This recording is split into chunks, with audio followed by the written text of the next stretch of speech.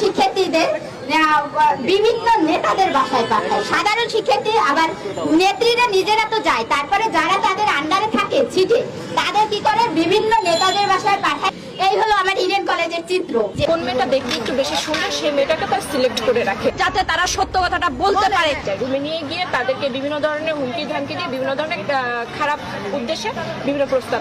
কিসের লেখাপড়া, সতীত্ব নিয়ে বেঁচে থাকাই দায়। সাম্প্রতিক সময়ে ইডেন কলেজে নোংরা রাজনীতি নিয়ে এভাবেই মুখ খুলেছেন সাকেরা আরজু নামের এক ছাত্রী। কি ভয়াবহ এক তথ্য! দেশের স্বনামধন্য এই মহিলা কলেজে মেয়েরা যায় পড়াশোনা করতে, অথচ সেখানে গিয়ে নাকি সতীত্ব খোয়াতে হয়। এটা কেমন কথা? তবে শুধু ইডেন নয়, মেয়েরা এখন কোনো ভার্সিটিতে নিরাপদ নয়। সুন্দরী হলে তো বর্গা ফ্রি, হল তো হল নয়, যেন পতিতালয়। এভাবেই আক্ষেপ ও ক্ষোভ ছেড়েছেন সেই ছাত্রী। সামাজিক যোগাযোগ মাধ্যমে তিনি বলেছেন, জীবনে বহু বান্ধবীর কাছ থেকে শুনেছি তাদের সতীত্ব হারানো হৃদয় বিদারক কাহিনী। কতটা কঠিন সেই কাহিনীগুলো, কেন ও কিভাবে শিক্ষা প্রতিষ্ঠান পতিতালয়ে পরিণত হলো, এর জন্য কারা দায়ী, চলুন জেনে নেওয়া যাক। আধিপত্য বিস্তার, সিট বাণিজ্য, সাধারণ ছাত্রীদের হেনস্থা সহ নানা হয়রানির খবরে বারবার আলোচনায় আসে ইডেন কলেজ ছাত্রলীগ। সাম্প্রতিক সময়ে তো রীতিমতো আলোচনার তুঙ্গে রয়েছে। আর এইসব বিষয়ে সংবাদ মাধ্যমে বক্তব্য দেয় এবার সংগঠনের এক নাট্যের উপর চটেছিলেন সভাপতি তামান্না জেসমিন রিভা ও সাধারণ সম্পাদক রাজিয়া সুলতানা। জান্নাতুল ফেরদাউস নামের ওই নেত্রীকে হেনস্থা ও মারধরের অভিযোগে তামান্না ও রাজিয়াকে বহিষ্কারের দাবিতে বিক্ষোভ করেছেন কলেজ শাখা ছাত্রলীগের অন্য পক্ষের নেতাকর্মীরা। এইসব বিষয়ে কথা বলতে গিয়ে ভেতরের বাহিরে নিয়ে আসেন ইডেন কলেজ শাখার ছাত্রলীগের সাংগঠনিক সম্পাদক সামিয়া আক্তার বৈশাখী। কলেজটির ছাত্রলীগ সভাপতি ও সাধারণ সম্পাদকের এমন সহিংস আচরণ নতুন নয় জানিয়ে বৈশাখী বলেন, আগেও এমন অনেক ঘটনা ঘটেছে। আমাদের রুমের মেয়েদেরকে তারা নিয়ে যেতে চেয়েছেন, কিন্তু মেয়েরা তো তাদের কাছে নিরাপদ মনে করেন না, কারণ তারা ওই মেয়েদেরকে দিয়ে বিভিন্ন ধরনের ব্যবসা করাতে চান। কি ধরনের ব্যবসা তিনি স্পষ্ট করে না বললেও বোঝার বাকি থাকবে না পরের কথাগুলোই। তিনি বলেন, বৈধ রুমের মেয়েরা উপস্থিতির খাতায় স্বাক্ষর করার সময় সভাপতির অনুসারীরা তাদের ছবি তুলে রাখেন। সেখান থেকে কোন মেয়েটা সুন্দর তা নির্বাচন করে রাখা হয়। তারপর সেই মেয়েদেরকে রুমে নিয়ে বিভিন্ন ধরনের হুমকি দেওয়া হয়। খারাপ উদ্দেশ্যে তাদেরকে বিভিন্ন ধরনের প্রস্তাব দেওয়া হয়। কিছুদিন আগে একজন মেয়ে কান্না করতে করতে এই বিষয়ে বিবৃতিও দিয়েছেন। ছাত্রলীগের এই নেত্রী বলেন, আমাদের প্রশাসন, প্রভাষক, হল প্রভোস্ট সহ সংশ্লিষ্ট সবাই এই ঘটনা সম্পর্কে সবকিছুই জানেন, কিন্তু সভাপতি ও সাধারণ সম্পাদকের কাছে তারা জব্দ। কারণ এর আগে রিভা আপার এই বিষয়ে একটা অডিও ফাঁস হয়েছে। সেখানে আমাদের অধ্যক্ষ ম্যাডামকে নিয়ে তিনি বলেছেন যে ম্যাডামের নাকি কোনো ক্ষমতা নেই, সব ক্ষমতা নাকি ছাত্রলীগের সভাপতি রিভার কাছে আছে। কিন্তু তখন আমরা এটার কোনো প্রতিবাদ করিনি, কারণ আমরা দল করি, আর দলের সুনাম ক্ষুণ্ণ হোক সেটা আমরা চাই না। বৈশাখী আরো বলেন, ছাত্রলীগ সভাপতি ও সাধারণ সম্পাদকের দিন দিন এমন বৈরী আচরণ মেনে নেওয়া যায় না। দিনের পর দিন এমন ঘটনা ঘটতে থাকলে সাধারণ শিক্ষার্থীদের কাছে আমাদের ভাবমূর্তি নষ্ট হয়ে যাবে। আমাদেরকে ছাত্রলীগের প্রতিনিধি বানানো হয়েছে সাধারণ শিক্ষার্থীদের সাহায্যের জন্য। সেখানে আমরা সাধারণ শিক্ষার্থীদের সাহায্য না করে যদি সিট বাণিজ্য, মেয়ে বাণিজ্য সহ নানা অপকর্ম করি, তবে তো ইডেন কলেজেরও বদনাম হবে। একজন সাধারণ শিক্ষার্থী হিসেবে নিরপেক্ষভাবে আমি এই বিষয়টা মানতে পারছি না। বৈশাখীর এমন বক্তব্যের পর থেকে ইডেনের অন্যান্য ছাত্রীরাও মুখ খুলতে শুরু করেছে। সামাজিক যোগাযোগ মাধ্যমে রোজিনা আক্তার রোজি নামের এক ছাত্রী বলেছেন, ইডেনের মেয়েরা যতগুলো পুরুষাঙ্গ দেখেছে এতগুলো মরিচও চোখে দেখেননি। কি জঘন্য ব্যাপার, ভাবতে পারেন? তিনি বলেন, ইডেন কলেজের হলে থাকা মেয়েদেরকে যখন বলা হয়, আজ রাতে তুমি অমুক ভাইয়ার রুমে যাবা, আজকে রাতের জন্য ভাইয়া তোমাকে পছন্দ করেছে, মেয়েরা বাধ্য হয়ে যায় এবং সতীত্ব বিলিয়ে দিয়ে আসে। কেননা সার্টিফিকেট যে পেতে হবে তাকে নিজের পায়ে দাঁড়াতে হবে যে। এজন্যই ইসলাম পরিবেশ দিতে না পারলে নারীদের উচ্চশিক্ষা দিতে বিরোধিতা করে।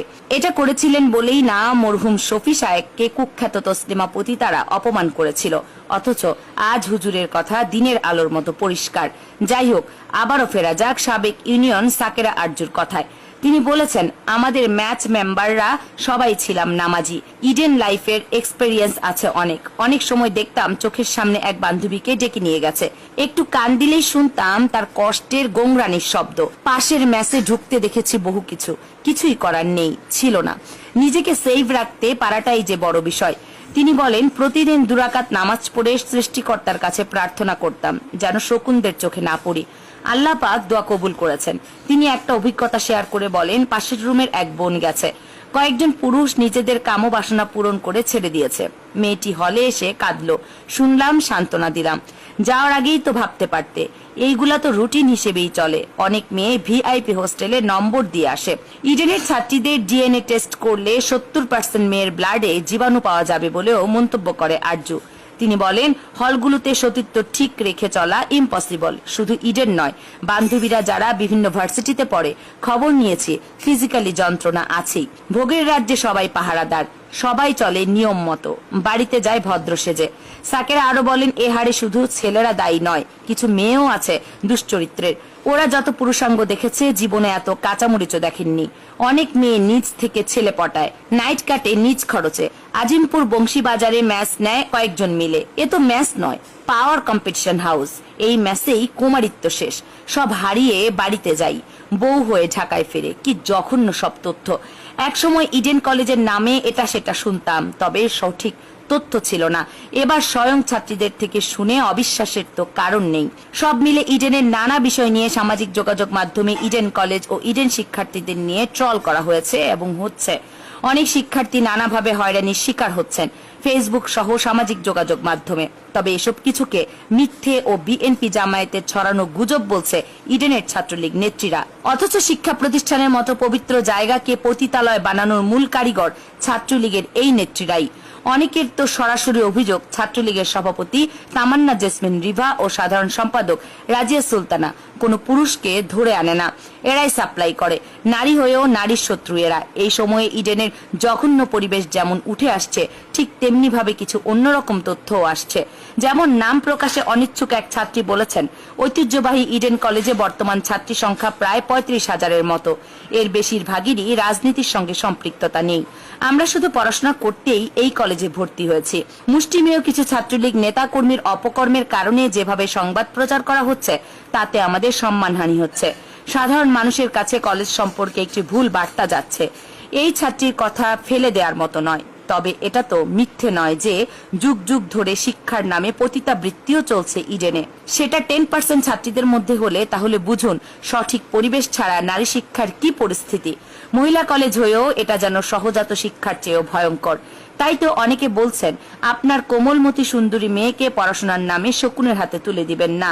উপরে হয়তো আপনার মেয়েকে হাসতেই দেখবেন, তবে তলে তলে আপনার মেয়ে হয়তো মৃত মানুষের মতোই বেঁচে থাকবে। তাই সাবধান। দর্শক, আজকে হুজুররা উচিত কথা বললেই তো মুখ খারাপ। এতদিন ইডেনের নামে বাহিরের মানুষ নানান অভিযোগ করলেই যে মেয়েরা লাঠি নিয়ে মারতে যেত, এখন সেই মেয়েরাই নিজেদের সতীত্ব হারানোর গল্প বলে যাচ্ছে। তাদের কিছু বলবেন নাকি? চাইলে কমেন্টস করে জানিয়ে দিন আপনার মূল্যবান মতামত। জানাতে ভুলবেন না, শিক্ষা প্রতিষ্ঠান থেকে ছাত্র রাজনীতি বন্ধ করা উচিত কিনা।